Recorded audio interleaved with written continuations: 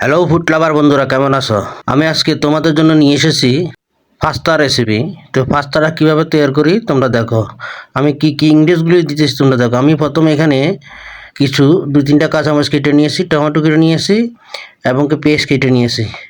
আমি 1 packet pasta এখন সিদ্ধ দেবো। এখানে গরম পানি দিলাম, গরম পানির ভিতরে একটু তেল দিলাম ও একটু লবণ দিলাম। পানিগুলো ফুটতে ফুটতে আমি যেই চিকেনগুলা দিয়ে বানাবো, চিকেনগুলো ম্যারিনেট করতেছি। কদ্দুর ডিম দিয়েছি, একটু লবণ, একটু ওয়েস্টার সস,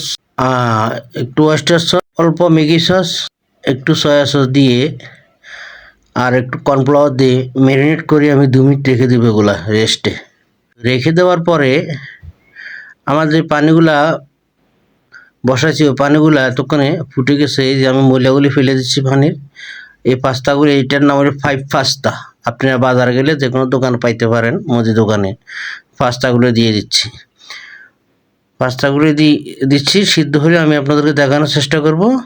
এখন পাশে আমার আর একটা ফ্রাইয়ের কড়াই সবসময় আমার চুলার উপর থাকে। ওই কড়াইতে তেল আছে, এই তেলে আমি চিকেনগুলা ছেড়ে দিচ্ছি। এগুলো আবার না ভাজলেও চলে, তারপর কাজটা একটু দ্রুত করার জন্য আমি একটু অল্প ভেজে নিচ্ছি।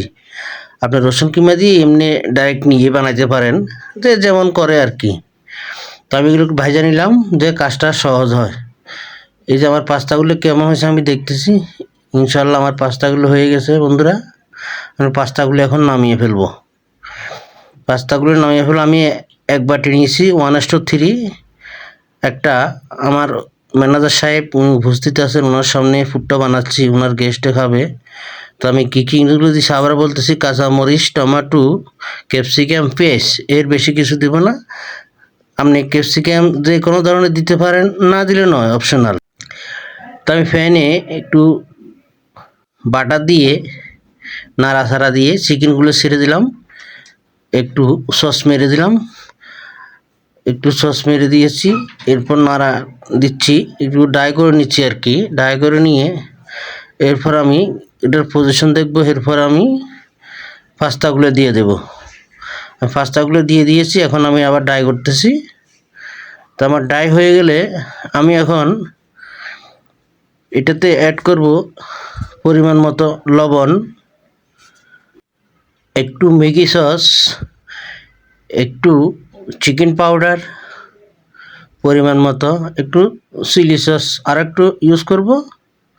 তো দেখুন বন্ধু, আমি এর বেশি কিছু ইউজ করা লাগবে না। এর বেশি কিছু ইউজ করা, যেহেতু ম্যানেজার সাহেব খাবে, উনি নিজে উপস্থিত আছে, নিজে ট্রাই করতেছে জিনিসগুলো কেমন হচ্ছে না হচ্ছে। দেখেন উনি উপস্থিত হয়ে খেয়ে উনি আবার আমাকে দেখাচ্ছে রাইট। তো আমার পাস্তাগুলো হয়ে গেছে। আমি এখন এগুলো পরিবেশনের জন্য উপরে সাদা তিল দিয়ে ছিটিয়ে দিলাম একটু গার্নিশ হিসেবে। তো দেখতে কেমন। আজকের মতো এখানেই শেষ। খোদা হাফেজ।